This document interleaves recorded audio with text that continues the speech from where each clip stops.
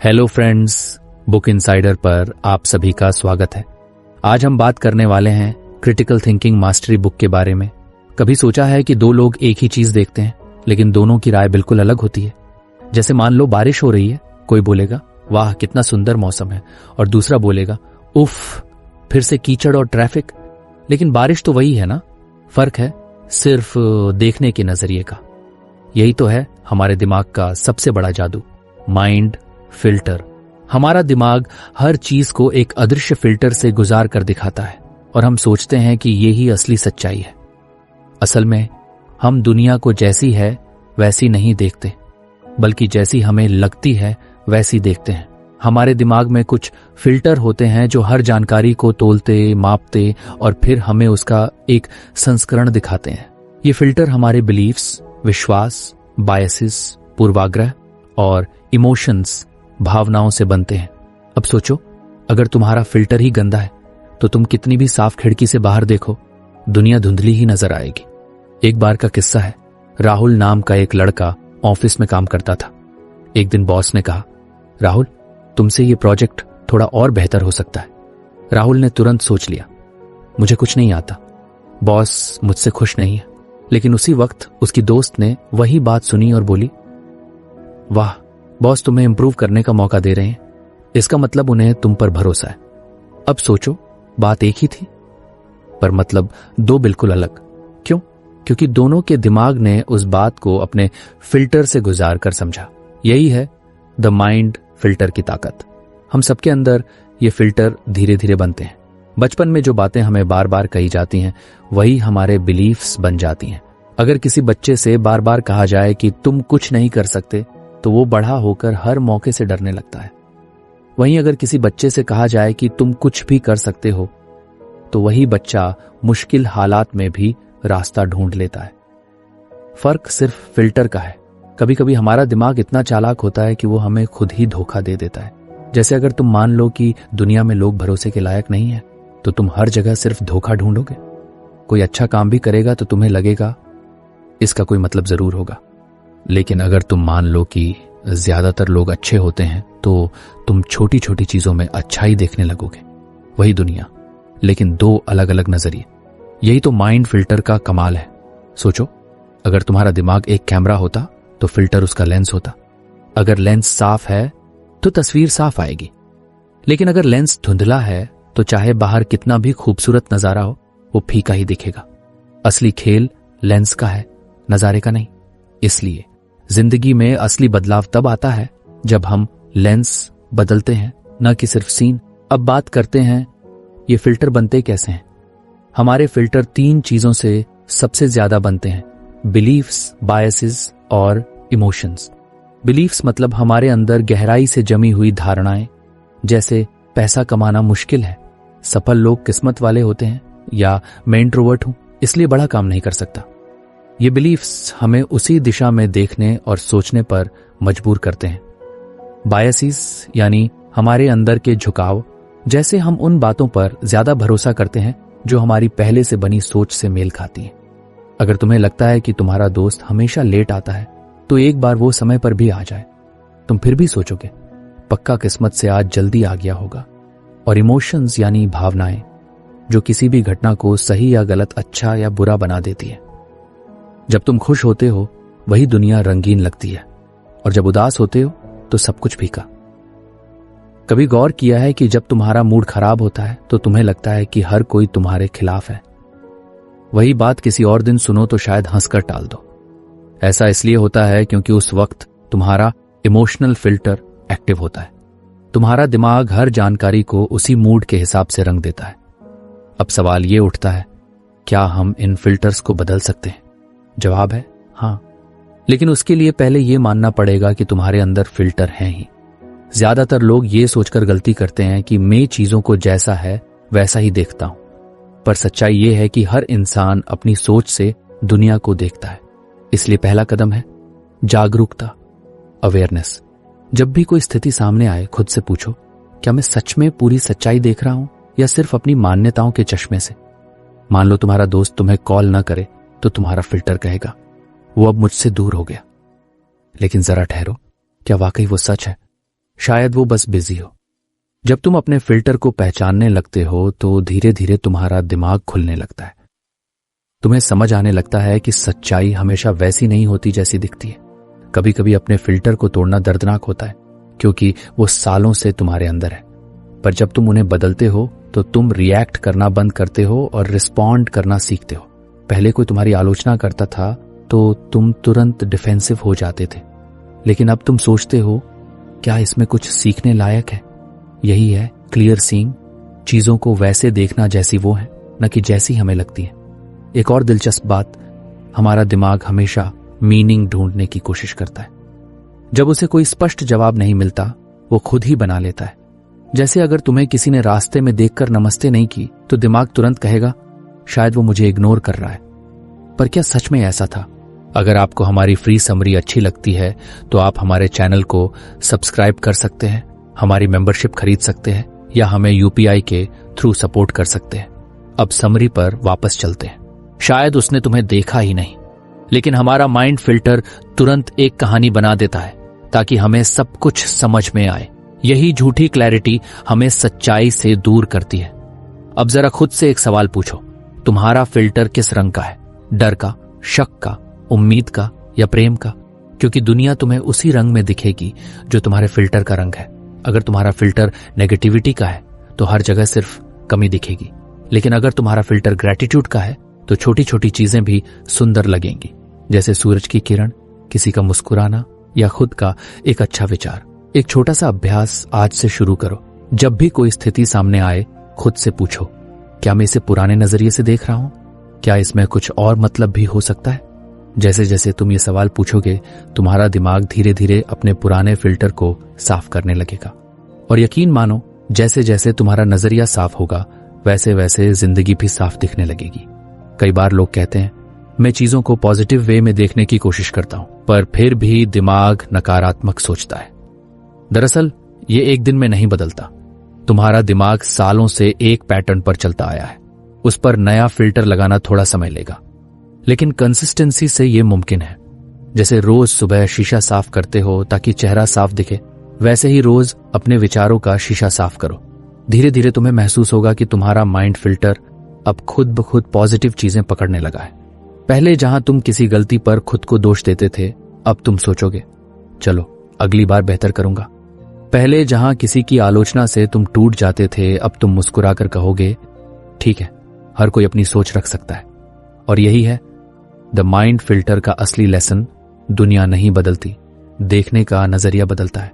जब तुम अपने फिल्टर को पहचान कर साफ करते हो तो तुम्हारा परसेप्शन ही तुम्हारी शक्ति बन जाता है।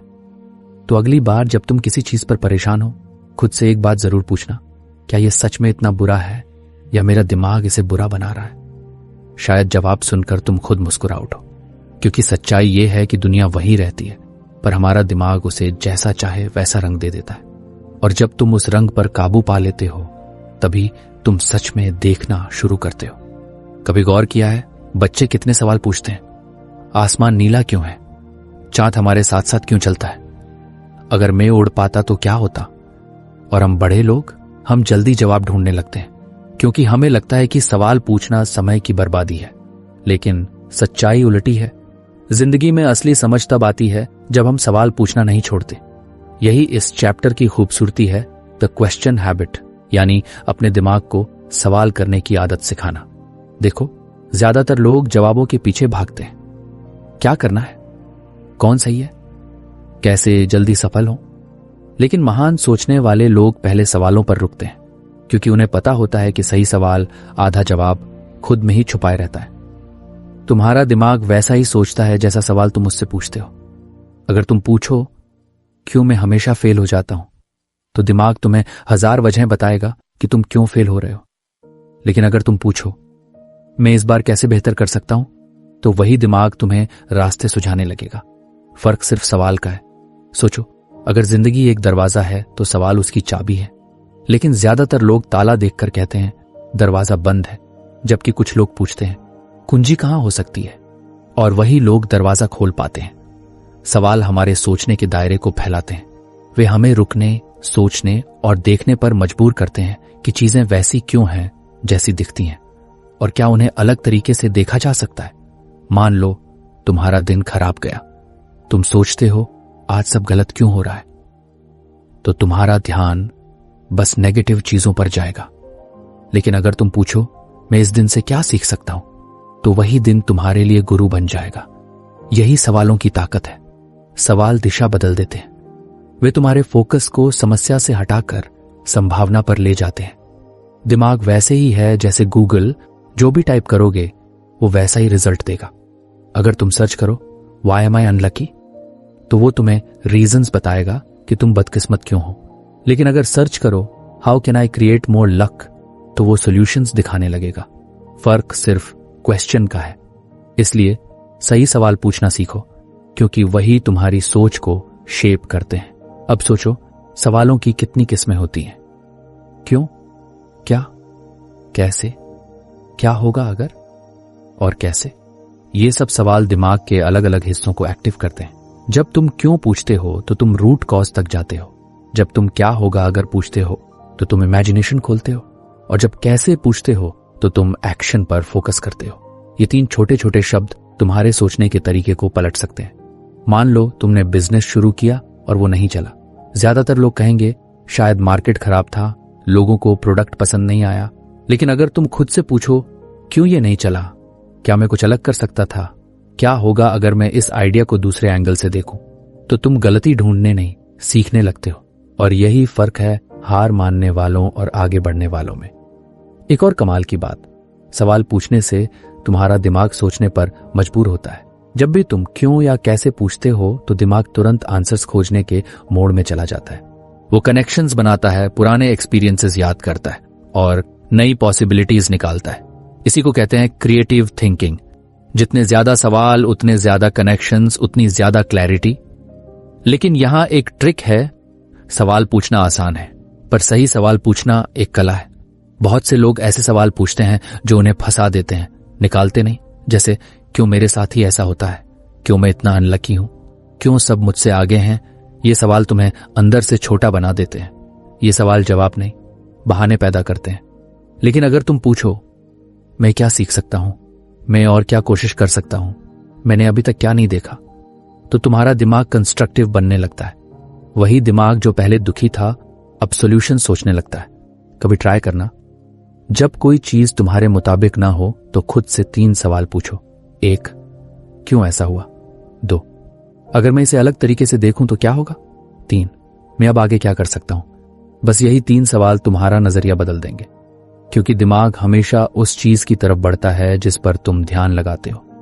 सवाल उसे दिशा देते हैं। सवाल सिर्फ सोचने के लिए नहीं होते, वो ईगो को भी तोड़ते हैं।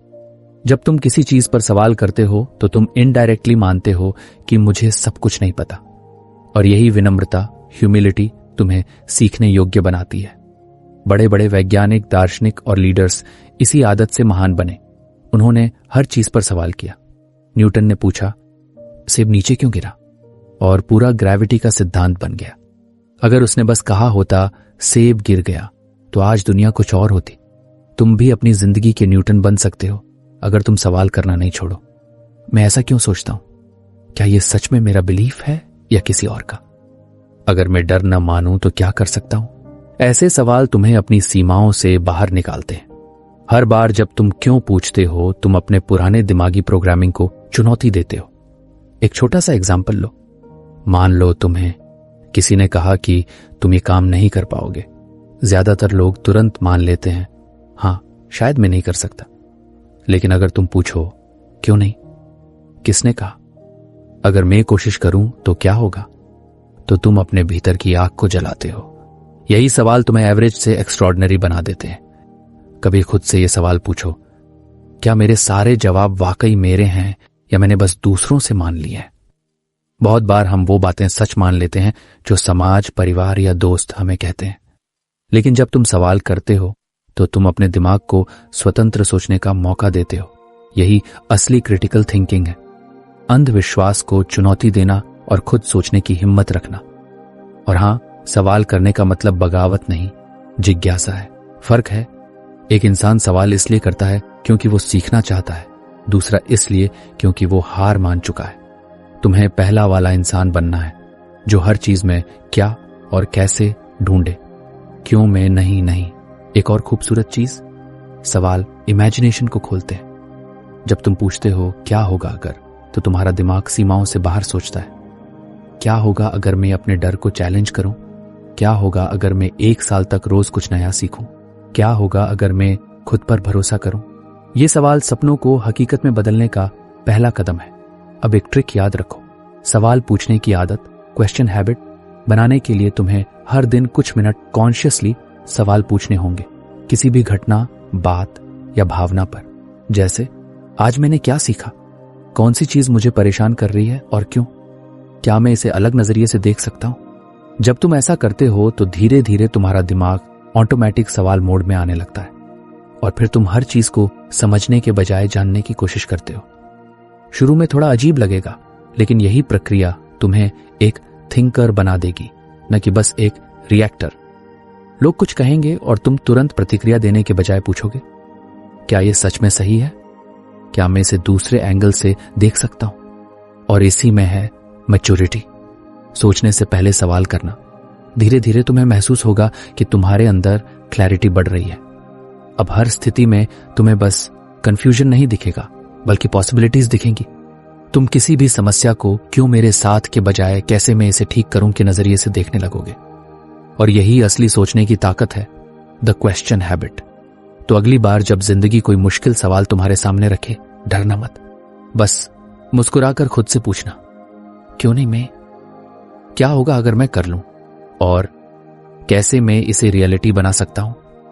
क्योंकि जवाबों की दौड़ में सबसे आगे वही होता है जिसने सवालों की कला सीखी हो।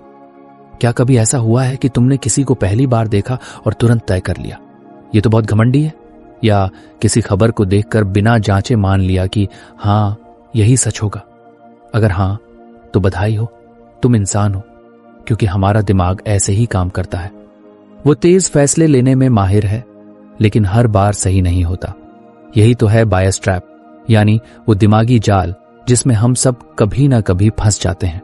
ये जाल हमारे सोचने के तरीके को सीमित कर देता है और हमें यकीन दिलाता है कि हम सही हैं, जबकि सच्चाई कुछ और होती है। अब सोचो, हमारा दिमाग रोज लाखों सूचनाओं से जूझता है, इतनी जानकारी कि अगर उसे सबको बराबर तवज्जो देनी पड़े तो वो थक कर बैठ जाए। इसलिए वो शॉर्टकट्स बनाता है, जिन्हें हम मेंटल शॉर्टकट या कॉग्निटिव बायस कहते हैं। ये शॉर्टकट हमें जल्दी निर्णय लेने में मदद करते हैं, पर दिक्कत तब होती है जब ये तेजी हमें गलत दिशा में ले जाती है। हम बिना पूरी तस्वीर देखे बस अपनी मान्यता, अनुभव या भावनाओं के आधार पर निष्कर्ष निकाल लेते हैं। मान लो किसी दिन तुम्हारा दोस्त जवाब नहीं देता, तुम्हारा दिमाग तुरंत बोलेगा, शायद नाराज है। लेकिन क्या यह सच है? शायद वो बिजी हो, शायद नेटवर्क खराब हो। लेकिन हमारा माइंड शॉर्टकट लगाता है, उसने जवाब नहीं दिया, मतलब वो मुझसे नाराज है, और हम उसी पर यकीन कर लेते हैं। यही है बायस ट्रैप, जहां हमारा दिमाग हमें खुद ही धोखा देता है। सबसे आम जाल है कंफर्मेशन बायस, मतलब हम वही चीजें ढूंढते हैं जो हमारी पहले से बनी सोच को सही साबित करें। अगर तुम्हें लगता है कि कोई इंसान खराब है, तो तुम उसकी हर बात में बुराई ढूंढोगे, और अगर तुम्हें लगता है कि वो अच्छा है, तो उसकी गलतियां भी नजरअंदाज कर दोगे। असली सच्चाई शायद बीच में कहीं हो, लेकिन हमारा दिमाग उसे देखने से इनकार कर देता है। वो बस वही देखता है जो वो देखना चाहता है। एक मजेदार उदाहरण लो, अगर तुम किसी ब्रांड के फैन हो, जैसे एप्पल या सैमसंग, तो कोई चाहे कितनी भी लॉजिक दे दे, तुम मानने को तैयार नहीं होते कि दूसरा ब्रांड बेहतर हो सकता है, क्योंकि तुम्हारा दिमाग कॉन्फर्मेशन मोड में है। वो अपनी पसंद की रक्षा कर रहा है, सच्चाई की नहीं। अब आता है दूसरा जाल, ग्रुप थिंकिंग, यानी जब हम अपने आसपास के लोगों की सोच से इतने प्रभावित हो जाते हैं कि अपनी सोच खो देते हैं।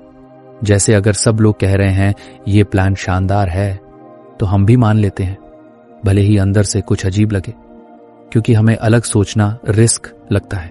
लेकिन यही जगह है जहां असली सोच मर जाती है, क्योंकि जब सब एक ही दिशा में सोचते हैं तो कोई नई दिशा बनती ही नहीं। सोचो, कितनी बार तुमने सिर्फ इसलिए चुप्पी साध ली क्योंकि ग्रुप में सब किसी बात से सहमत थे, जबकि तुम्हें शक था कि कुछ गलत है। वही ग्रुप थिंक का असर है। यह हमें सुरक्षा का एहसास देता है, मैं अकेला नहीं सोच रहा, लेकिन यह सुरक्षा हमें सच्चाई से दूर कर देती है।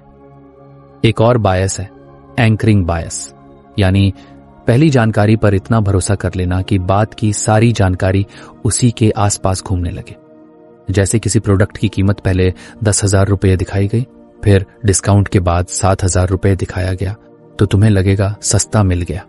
लेकिन अगर तुम्हें सीधे 7,000 रुपये बताया जाता तो तुम सोचते थोड़ा महंगा है। देखा, असल में चीज नहीं बदली, बस पहला एंकर बदल गया।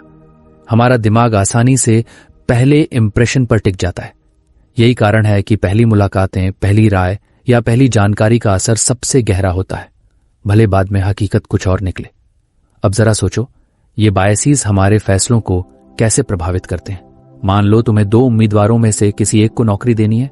एक ने बड़ी यूनिवर्सिटी से पढ़ाई की है और दूसरे ने छोटे कॉलेज से, लेकिन एक्सपीरियंस ज्यादा है। तुम्हारा दिमाग कहेगा बड़ी यूनिवर्सिटी वाला ज्यादा स्मार्ट होगा, लेकिन क्या यह जरूरी है? नहीं। पर यही बायस है, हम लेबल पर भरोसा कर लेते हैं, इंसान की असलियत पर नहीं। अब सवाल उठता है, अगर हमारा दिमाग इतना स्मार्ट होते हुए भी ऐसे जाल में फंसता है तो इससे निकला कैसे जाए? जवाब है धीमी सोच, स्लो थिंकिंग। जब भी कोई राय बनाओ, थोड़ी देर रुक जाओ, खुद से पूछो, क्या मैं पूरा सच जानता हूं? क्या मैं सिर्फ वही मान रहा हूं जो मुझे पहले से सही लगता है? क्या मैंने दूसरी तरफ की कहानी सुनी भी है? ये 3 सवाल तुम्हें बायस ट्रैप से बचा सकते हैं। एक और आसान तरीका है, डेविल्स एडवोकेट बनो, यानी खुद अपनी सोच को चुनौती दो। अगर तुम्हें लगता है कि ये आइडिया काम नहीं करेगा तो खुद से पूछो, अगर करना हो तो कैसे करूंगा? ये दिमाग को मजबूर करता है दोनों तरफ देखने के लिए, न कि सिर्फ अपने बनाए विश्वास की तरफ। हम सब सोचते हैं कि मैं बहुत तर्क संगत इंसान हूं, लेकिन सच्चाई यह है कि हमारा दिमाग भावनाओं और जल्दी निर्णयों से भरा हुआ है। बायसीज हमें झूठी यकीन देते हैं, जैसे मैं सही हूं, मैं ये पहले भी देख चुका हूं, मुझे पता है। पर असल में यही विश्वास हमारे सीखने और बढ़ने में सबसे बड़ा रोड़ा बन जाते हैं। कभी गौर किया है कि जब कोई तुम्हारी राय से असहमत होता है तो तुम्हें गुस्सा क्यों आता है? क्योंकि वो सिर्फ तुम्हारे विचार को नहीं, तुम्हारे बायस को चुनौती दे रहा होता है। तुम्हारा दिमाग इसे खतरे के रूप में देखता है और तुरंत रक्षात्मक हो जाता है। लेकिन अगर तुम उस गुस्से को रोक कर सोचो, क्या इसमें कुछ सच्चाई हो सकती है, तो तुम बायस ट्रैप से बाहर निकलने की दिशा में एक कदम बढ़ा चुके हो। दिमाग का एक और पसंदीदा बायस है अवेलेबिलिटी बायस, यानी हम वही मानते हैं जो आसानी से याद आ जाता है। जैसे अगर टीवी पर हर दिन किसी शहर में अपराध की खबरें आती हैं तो हमें लगता है कि वो शहर बहुत खतरनाक है, भले आंकड़े कुछ और कहें। या अगर किसी दवा से एक दोस्त को साइड इफेक्ट हुआ तो हम सोचते हैं वो दवा खराब है, जबकि लाखों लोग उसे बिना परेशानी ले रहे हैं। हमारा दिमाग ताजा यादों को सच्चाई समझ लेता है। अब मान लो तुम एक निवेशक हो और हाल ही में किसी ने शेयर मार्केट में नुकसान उठाया है। तुम्हारा दिमाग कहेगा मार्केट खतरनाक है, दूर रहो। लेकिन क्या वो एक घटना पूरी सच्चाई है? शायद नहीं। यही अवेलेबिलिटी बायस तुम्हें मौके खोने पर मजबूर कर देता है। असल में बायस से बचने का मतलब है अपने सोचने के तरीके पर शक करना।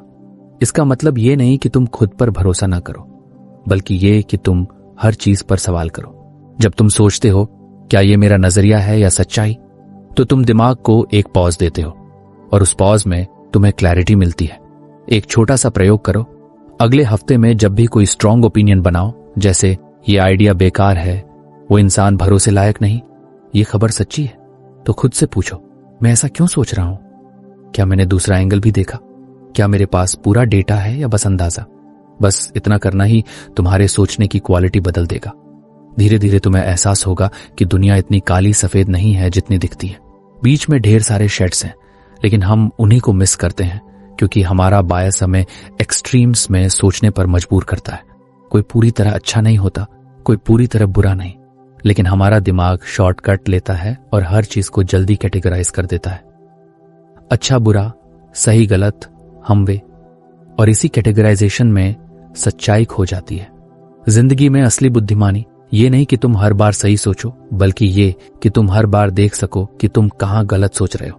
बायसेस कभी पूरी तरह खत्म नहीं होते, लेकिन अवेयरनेस से उन्हें कमजोर जरूर किया जा सकता है।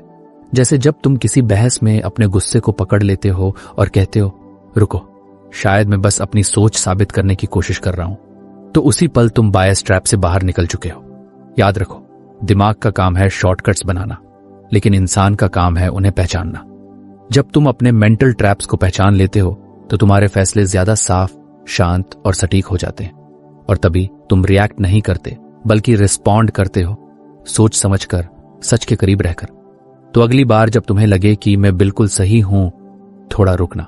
शायद तुम्हारा दिमाग फिर से कोई शॉर्टकट ले चुका है, और वही ठहराव तुम्हें दूसरों से अलग बना देगा। क्योंकि समझदार वही नहीं जो तेज सोचता है, समझदार वो है जो अपने दिमाग की चाल समझता है। जरा सोचो, जब तुम किसी नई चीज के बारे में सुनते हो, कोई खबर, कोई आइडिया या किसी इंसान के बारे में राय, तो तुम्हारा दिमाग तुरंत क्या करता है? वो उस जानकारी को जोड़ने की कोशिश करता है किसी पहले से मौजूद चीज से।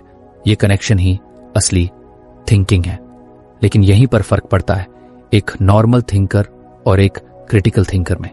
नॉर्मल इंसान बस जानकारी लेता है और रिएक्ट करता है, जबकि क्रिटिकल थिंकर उस जानकारी को तोलता है, जोड़ता है और उसके पीछे छिपे पैटर्न को पहचानता है। यही इस चैप्टर का मकसद है, लॉजिक इन एक्शन, यानी जानकारी को इनसाइट में बदलना। देखो, हमारे दिमाग में हर दिन लाखों सूचनाएं आती हैं, सोशल मीडिया की पोस्ट, दोस्तों की बातें, न्यूज और अपनी खुद की सोच। अब अगर हम सब कुछ वैसा का वैसा मान लें तो सोचो कितना बड़ा डेटा ओवरलोड हो जाएगा। इसलिए दिमाग को एक फिल्टर और एक कनेक्टर की तरह काम करना होता है। लेकिन ज्यादातर लोग ये कनेक्शन बिना लॉजिक के बना लेते हैं। किसी ने कहा फलां चीज बुरी है तो मान लिया, किसी ने कहा फलाना ने आदमी भरोसेमंद है तो मान लिया। यहां असली गलती होती है। लॉजिकल थिंकिंग हमें सिखाती है कि जानकारी को बिना इमोशन, सिर्फ रीजनिंग के साथ जोड़ो। एक छोटा सा उदाहरण लो। मान लो तुम्हारा दोस्त कहता है कि मुझे लगता है जो लोग ज्यादा किताबें पढ़ते हैं वो हमेशा समझदार होते हैं। अब अगर तुम बस हाँ सही कहा कह दो तो ये रिएक्टिव थिंकिंग है।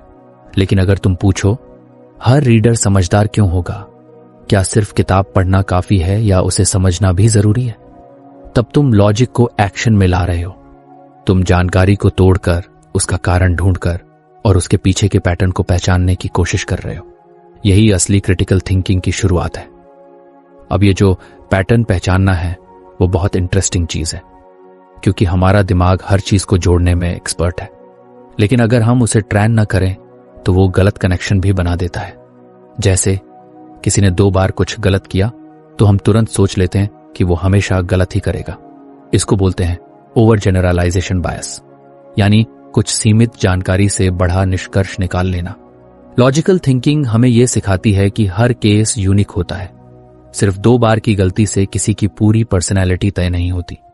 लॉजिक का मतलब सिर्फ गणितीय सोच नहीं है, इसका मतलब है क्यों और कैसे को समझना। जैसे अगर कोई न्यूज चैनल कहता है महंगाई बढ़ रही है क्योंकि सरकार नाकाम रही, तो तुम 1 सेकंड के लिए सोचो, क्या सिर्फ सरकार की नीतियां वजह है या इंटरनेशनल मार्केट, सप्लाई चेन और ग्लोबल इवेंट्स भी असर डालते हैं? यही सवाल पूछने की आदत तुम्हारे दिमाग को एक साधारण ऑब्जर्वर से एक एनालिटिकल थिंकर बना देती है। अब सोचो, तुम्हारे पास जानकारी के टुकड़े हैं, एक एक फैक्ट, एक एक ऑब्जर्वेशन। क्रिटिकल थिंकिंग का असली खेल शुरू होता है इन्हें जोड़ने से। जैसे किसी पजल को जोड़ना।